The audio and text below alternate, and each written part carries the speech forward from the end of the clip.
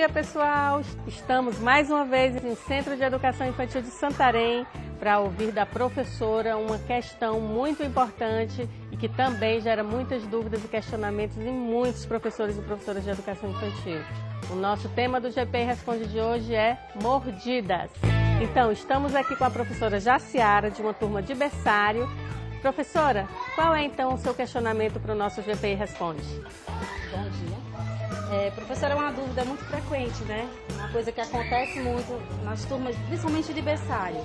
A minha pergunta, eu gostaria de saber, quando uma criança morde com frequência, isso aí pode ser que ela esteja sofrendo com um problema emocional.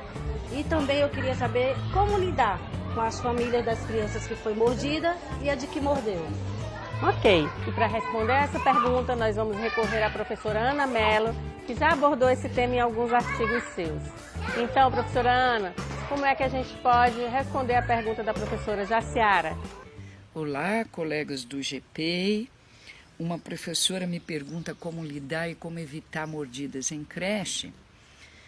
Para responder e para a gente conversar um pouquinho sobre o tema, eu busquei alguns arquivos de criança de duas professoras que me enviaram uma certa vez, que elas perguntaram para crianças entre 3 a 6 anos por que bebês mordem. Então vamos ouvi-las?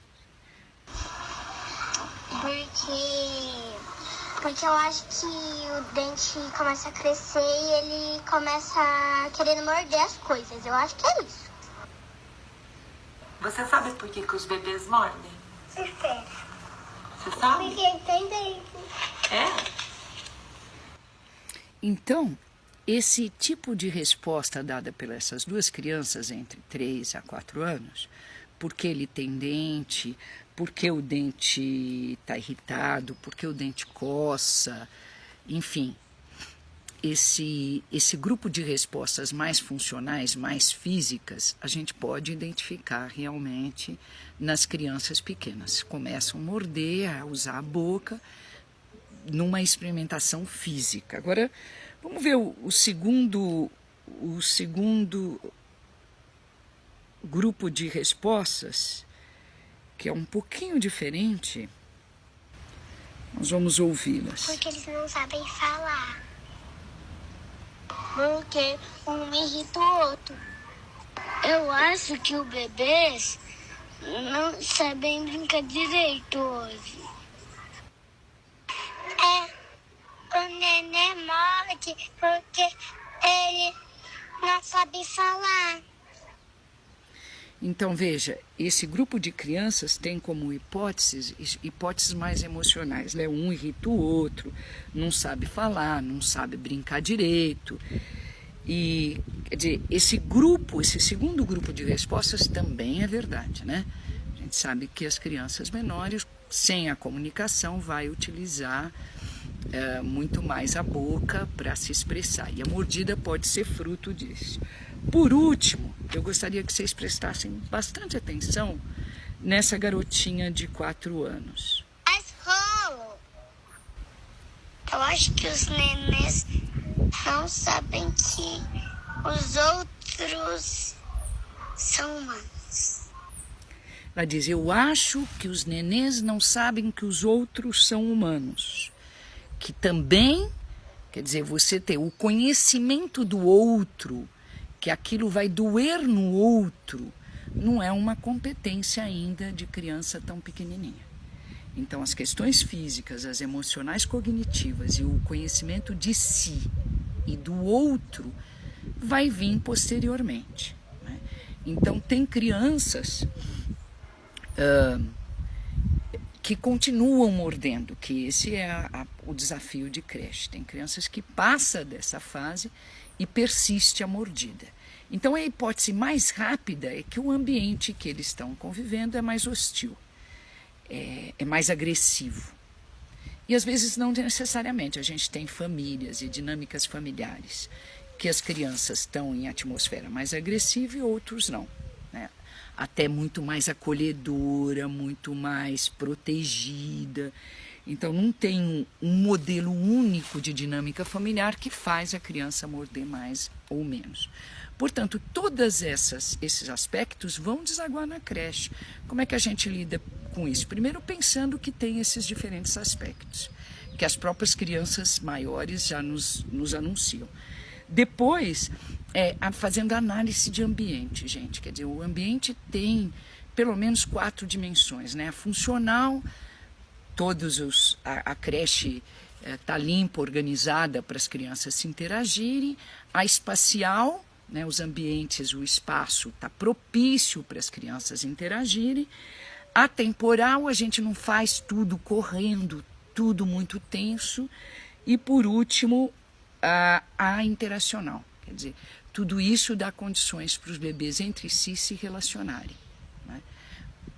Terem disputas, que é natural na faixa etária, e não necessariamente terem um sentimento de competição ou de aspectos que tensionam mais. Tem alguns momentos do dia a dia, a chamada rotina, não é? Que é mais tenso. Por exemplo, banho, alimentação, grande concentração de criança, vai ter mais tensão, os registros de mordida são maiores. Também a gente precisa analisar esses momentos. Dá para diminuir a tensão? Dá para mudar? Dá para alternar, colocar mais funcionários, resolver, dividir um pouco esse espaço e tempo dentro da funcionalidade desse dia a dia? Por último, eu gostaria de dizer, esse tema não pode ser tabu. A gente tem que conversar naturalmente com os pais, os murais da escola, as crianças grandes conversarem como a gente traz no vídeo, os desenhos se expressar sobre mordida, falar mais sobre isso. E quando a criança está mordendo muito, essa família não pode ficar tão isolada. Convidar para conversar. Ela falta, é natural, porque ela tem receio que vão falar que o filho morde. Então, a família precisa estar muito próxima e a gente quebrar o gelo. São os educadores que fazem a aproximação. A gente é que tem condições maiores de fazer a mediação entre as famílias para as crianças não ficarem tão agredidas ou se sentindo tão culpadas de estarem mordendo. A diferença, tem sempre essa pergunta, na reação dos adultos entre crianças brancas e negras, há diferença. As crianças brancas, elas são mais anunciadas. Se tem uma mordida no rosto ou nas mãozinhas, aparecem mais. Então, o tratamento, o acolhimento, às vezes é exagerado para a criança branca e muito pouco acolhimento para a criança negra. Eu gostaria que vocês começassem a observar, porque às vezes a gente nega muito esse tratamento e nega também como é que a gente significa essas emoções de cada criança. Então, o melhor, como é que a gente orienta? Conversa, esse tema não pode ser tabu, é um tema que a gente trata desde o momento da matrícula. Quando a mãe nos pergunta, a família nos pergunta sobre se há mordida, eu digo há. Quando há, qual é o tratamento, anuncio qual que é, na verdade, o manejo